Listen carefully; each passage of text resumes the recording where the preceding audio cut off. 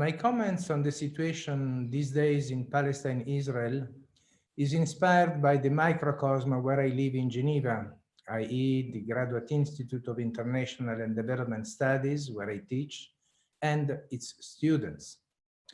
3 weeks ago, more than half of the Graduate Institute Student Association voted in favor of two initiatives for supporting apartheid-free zones and the BDS.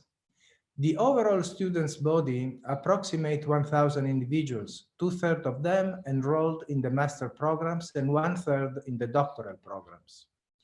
The Graduate Institute hosts students from all over the world, 50% from Europe and North America, and the rest from Africa, Asia, and South America. Beside the question of Palestine, the vote shows a mobilization of students of different continents and academic backgrounds around a certainly symbolic cause, but which reflects as well the plea of other social, ethnic, and national groups in our world and their quest for freedom and justice against discrimination and oppression. The GISA, the Graduate Institute Student Association, has become even more worried by the events in Israel-Palestine since it discovered that one of our doctoral students, Khaled Anabtawi, a Palestinian citizen of Israel whom I supervise for his thesis, has been incarcerated for having participated into a peaceful manifestation in Israel. Khaled is the second student of the Institute who has experienced the Israeli jails. Tare Abu Mattar, who was living in the occupied West Bank, was prevented from coming to the Institute in September 2018 and put in administrative detention for more than 2 years, a period during which he was severely tortured. A few months ago, he was sentenced to a 4-year prison term and came to the military court in a wheelchair.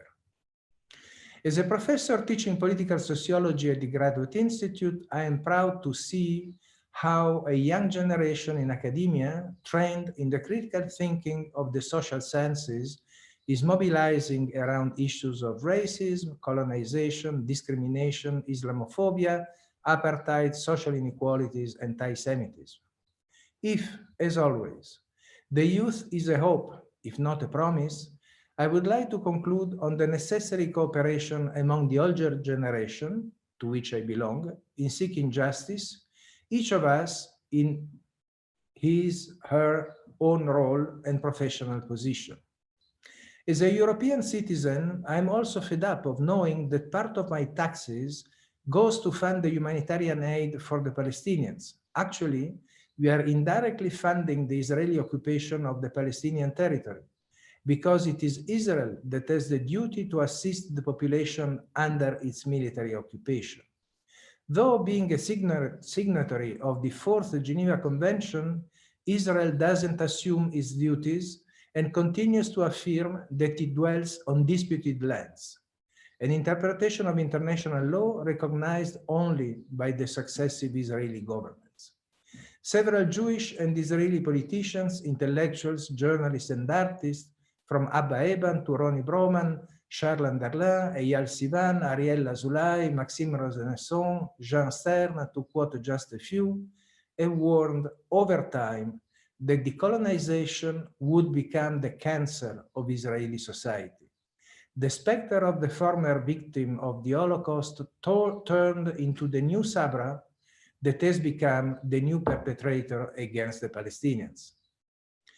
If the Israeli state and its society deserve to be saved against their own internal drive towards implosion, it should also be with a clearer engagement by the political decision makers from the European Union and the US, an engagement which should not be silent and closing the eyes on what is happening on the ground, but rather reaffirming the principle of international law, asking the Israeli government to stop the colonization of the Palestinian territory and its apartheid laws and policies, until the Israeli government will keep convinced that they are above international law, peace cannot be reached in Palestine. Last but not least, as researchers in social and human sciences, we often provide contribution that are not only important at the conceptual or theoretical level in our disciplines. The knowledge we produce is often policy relevant as well. And we should ask the political decision makers to be accountable towards what we produce. Like them, we are paid and funded on public money.